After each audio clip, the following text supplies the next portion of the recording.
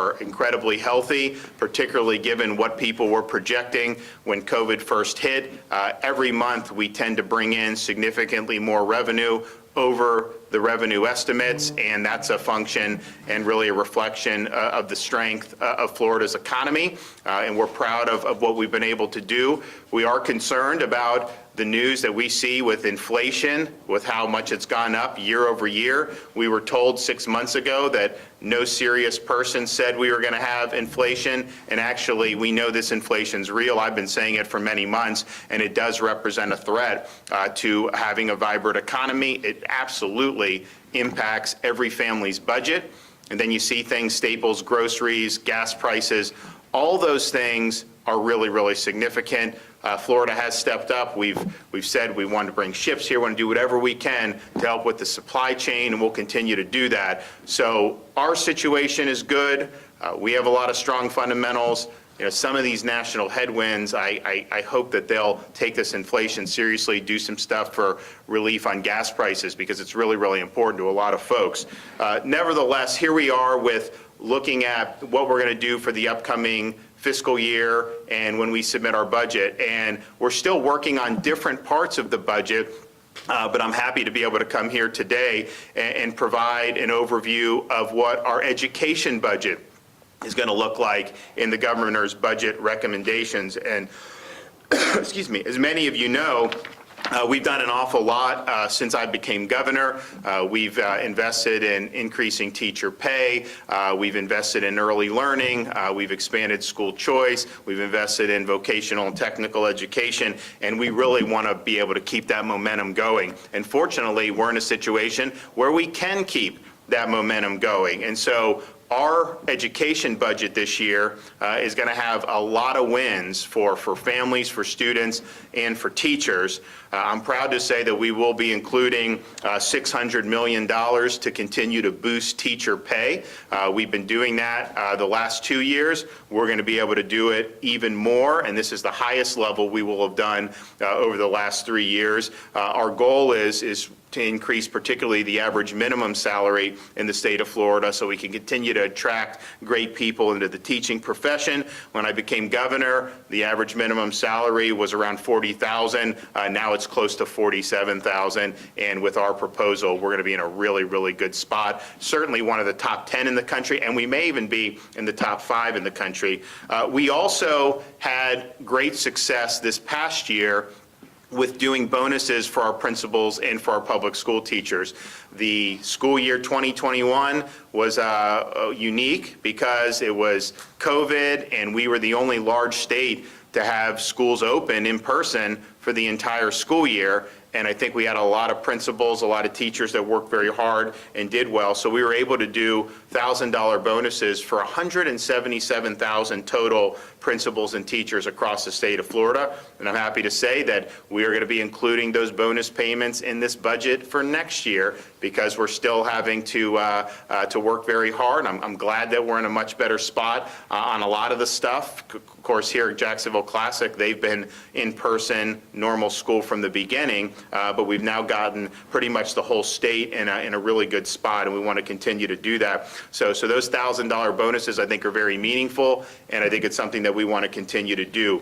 Our budget will have a record of per pupil funding. We will have $8,000 in per pupil funding. That's the highest amount that we've ever had in the history of the state of Florida. We will be increasing the base student allocation by $124. That is the largest increase in nearly a decade in the state of Florida. And if the legislature accepts our proposal, from the time I took office until now, we will have seen really, really strong increases in the funding. We're also going to be including $421 million for school safety and for mental health initiatives, and that includes money for school hardening grants, money for safety initiatives, particularly for our Jewish day schools, and of course the First Lady's been intimately involved with supporting mental health, particularly for our K through 12 students, and so we're very excited about that. We also are going to have in the budget $15.5 million to use to replace the FSA with our new progress monitoring system, and that'll be recurring funding. because the progress monitoring tools are more interactive, they're more nimble, they provide more feedback in ways that are helpful for parents and teachers and for students. But we said that one of our major legislative proposals this coming year would be to eliminate the FSA and replace it with progress monitoring. And we're following through on that in the budget to make sure that we have the resources to be able to do the progress monitoring and do it in a way that is really value added and allowing more time for teaching, more time for learning, less time for testing, and more effective feedback for all involved. Also, we're continuing our commitment to civics and civic engagement. We're going to be investing another $500,000 into the Florida Civics and Debate Initiative to expand access to the program into every school district in the 2022-2023 school year. And this is in addition to the $106 million investment in civics education that I announced earlier this summer, which will provide teacher bonuses for any teacher earning the Florida Civics Seal of Excellence. And I think there's going to be a lot of teachers that are going to want to do that, and we think it's going to be a very powerful program. Also, to further our efforts to make Florida the #1 state for workforce education, we're including $534 million to support workforce education program. That includes $100 million for the new Workforce Development Capitalization Grant Program. That will create and expand workforce development programs at Florida school districts and at state colleges. And that's one of the things that I've been really insistent upon. People think workforce and they think sometimes exclusively state colleges. It's a great tool. We want to work with the state colleges, absolutely. I mean, if you're producing nurses and some of these other, you got to do it.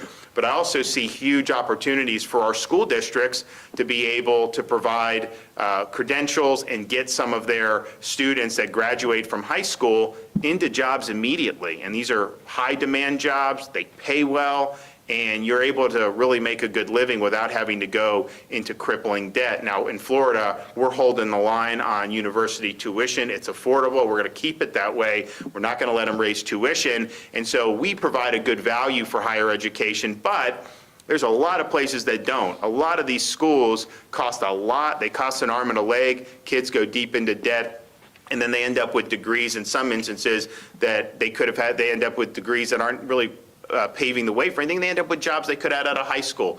So this is important for workforce, and it's something that we are absolutely committed to, not just for people who are out of school, but within our school districts, making sure that students realize that they have a lot of different avenues to be able to succeed. So all in all, Florida is the education state. We now rank #3 in the latest Quality Counts rating for K-12 by Education Week, and we're ahead of the national average in almost all the individual categories, right, Richard? I mean, in terms of all the different things that you're doing, and that doesn't happen by accident. That's because there's been a lot of emphasis on this. We want to make sure that people have the tools that they need to succeed.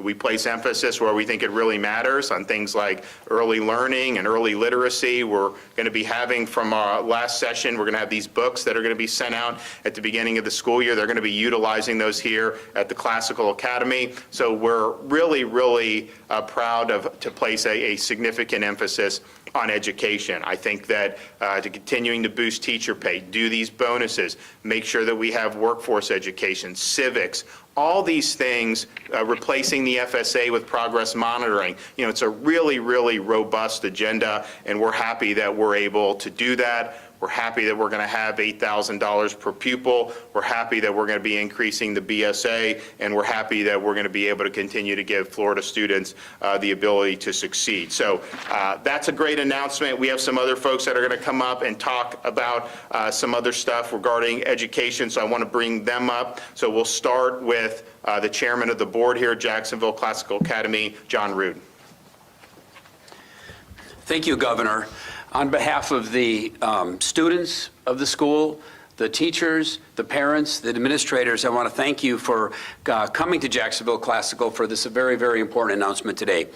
The teachers, I have to admit, are extremely pleased with what has happened so far under your leadership. We're primarily first-year teachers, and our teachers have received over $6,000 per year in an unexpected raise, and it's something that is well deserved and very much appreciated.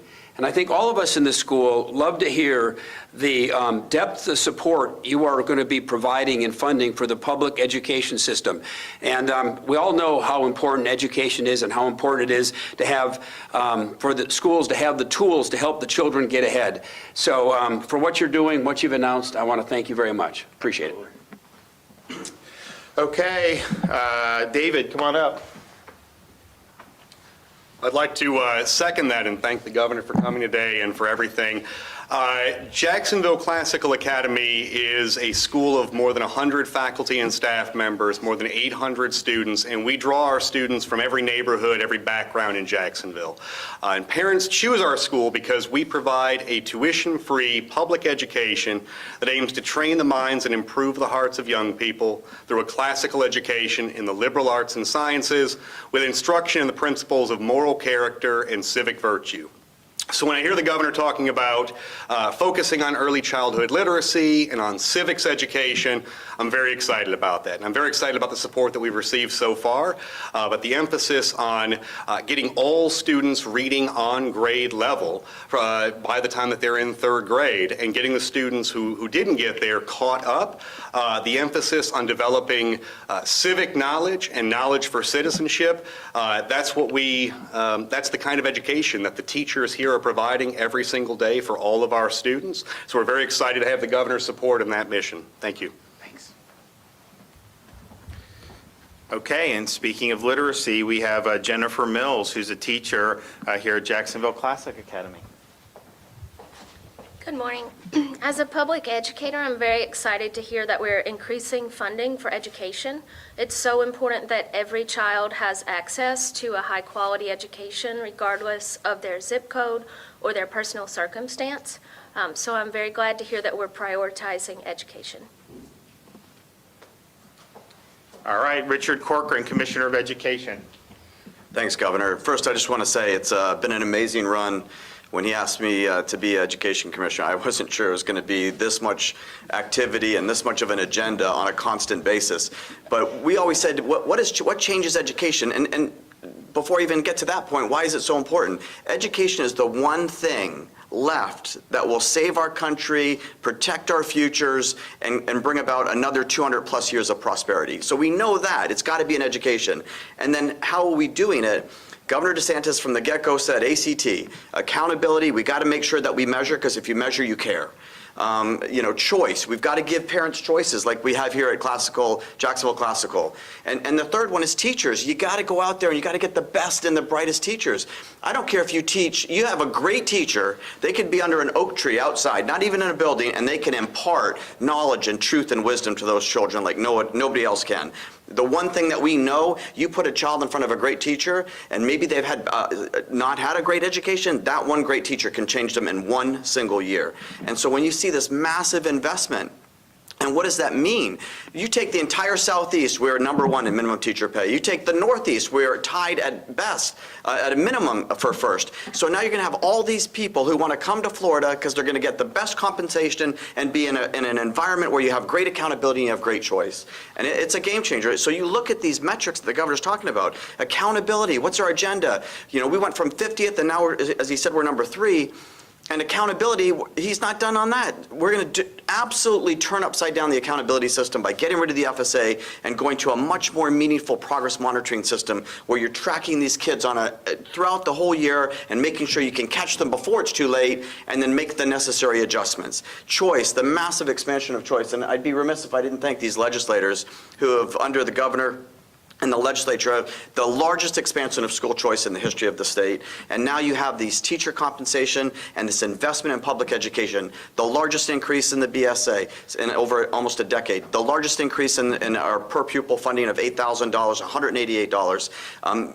You take the school hardening and you take the mental health, which, as he mentioned, is just been passionately fought for by the First Lady. They're almost essentially doubled in the time that he's been governor. These are just transformational things, which absolutely, as our headmaster here said, these are things that transform the hearts and the souls and the minds of the next generation. And you want to know the best predictor of what the future of this country, what the future of the state looks like, if you can go back to Socrates, Hawk, Lobs, I'm messing it up, Hobbes and Locke, thank you. I was close. And even Lincoln, they would always say, if you want to know what the future of a country looks like, I can tell you that by showing me how you're educating your kids. Well, in Florida, we're educating them in a beautiful way to transform those hearts, minds, and souls, and the future for Florida looks great. So thank you so much, Governor.